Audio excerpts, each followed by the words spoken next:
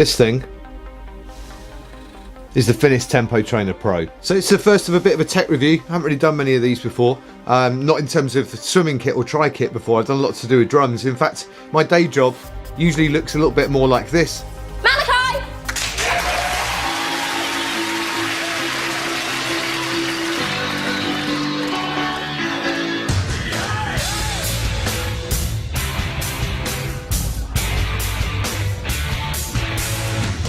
A bit like that, and a bit like this.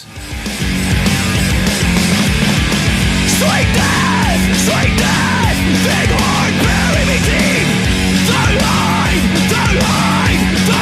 bury your face in the sea. Light a match and we'll burn this city down.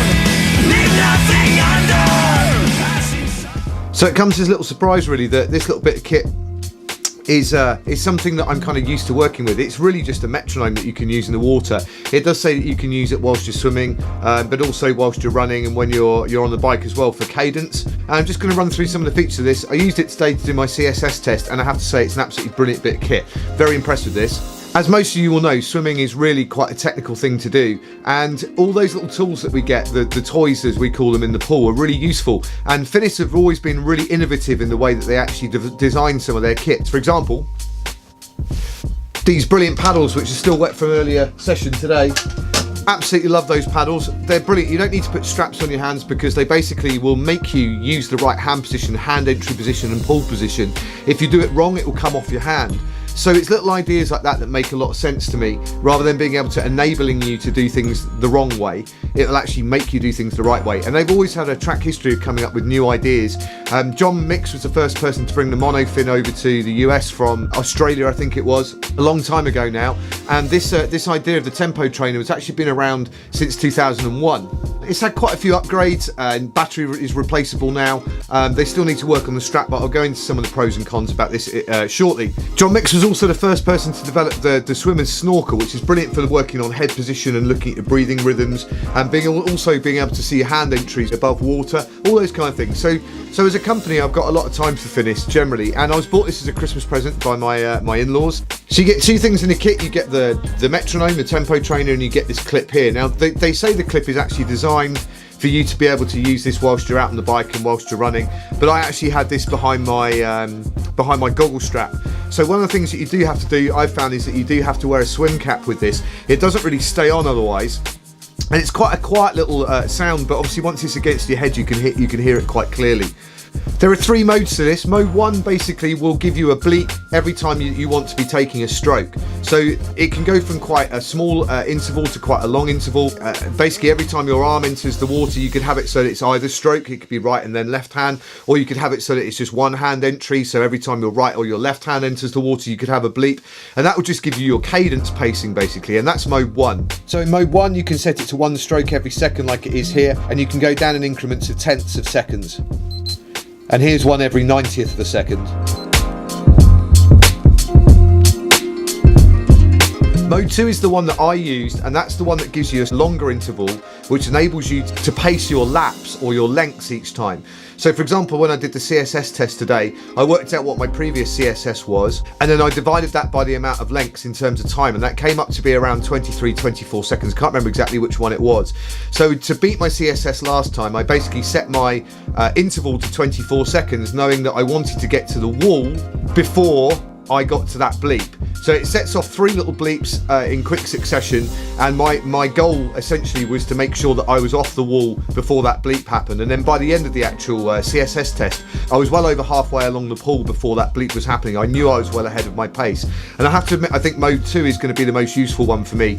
So this is set to mode 2. When you push off the wall, you press this button here, and you get those triple beeps. This is set so that every 25 meters or however long your pool is, this would take you 18 seconds to get from one end to the other. So you'd be swimming along the pool now, and then when you got to the other end, you'd be waiting for that triple beep to happen again. Gotta love a bit of dead air. It's gonna happen now, isn't it? So yeah, a bit awkward. There we are. So there's your triple beep. So you'd know where you're in with that pacing.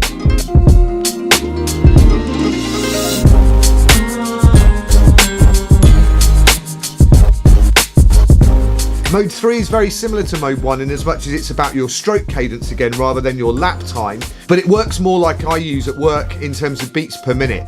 rather than you telling it how quickly you want it to go, you tell it how many strokes per minute you want, or beats per minute in music, or strokes per minute in swimming.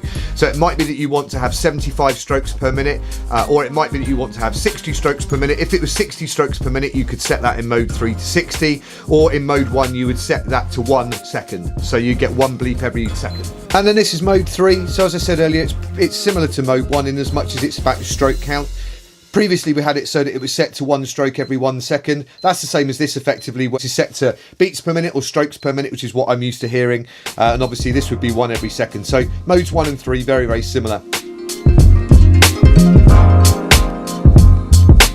One thing I would say about it in use is the fact that obviously you need to make sure that when you push off the wall that the timer starts, and that uses the sync button at the top here to be able to make sure that you're starting at the right time, especially when you're using mode 2 and you're using the lap, that it knows when you're pushing off the wall. Now obviously most of us have a Garmin and we time ourselves on our watch when we go, and that means that obviously we can't press both of those buttons at the same time.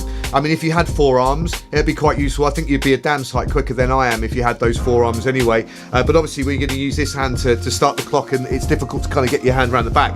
So what I found myself doing this morning was just pressing that on the 1 second to go. So if I was using the pace clock at the top, I would use that on 59 seconds and know that I was working a second ahead of myself. I knew that I wanted to swim ahead of time, but that's the one thing that I would say. If you were swimming on slightly tighter times, I think that would be a bit more of an issue. Trying to hit the sync button, you might have to work off the pace clock rather than your Garmin. Because I've been using the 80-20 approach in Matt Fitzgerald's book, I know that I need to avoid those X and Y zones that are really easy to creep into, where you're not really working hard enough but it feels like you are.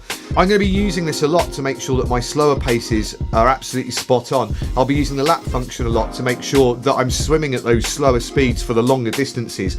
And then also for those higher rates, when I have to get right up into zones 5 and 6, I know that I can use this to get up into those zones and make sure I'm hitting my times really accurately for each length, rather than trying to rely on 100 meter, 200 meter or 300-400 meter times overall. So in general, this is a brilliant bit of kit. It's very, very simple. It's very easy to use. Only a couple of flaws really with the sync button. There's not much you can do about that. The fact you have to wear a swim cap when you're swimming, if that's not your choice. It's not mine usually, I don't normally bother. But for the sake of using this, it's really not a major imposition. But I have to admit, superb bit of kit. Highly recommend it. There you go.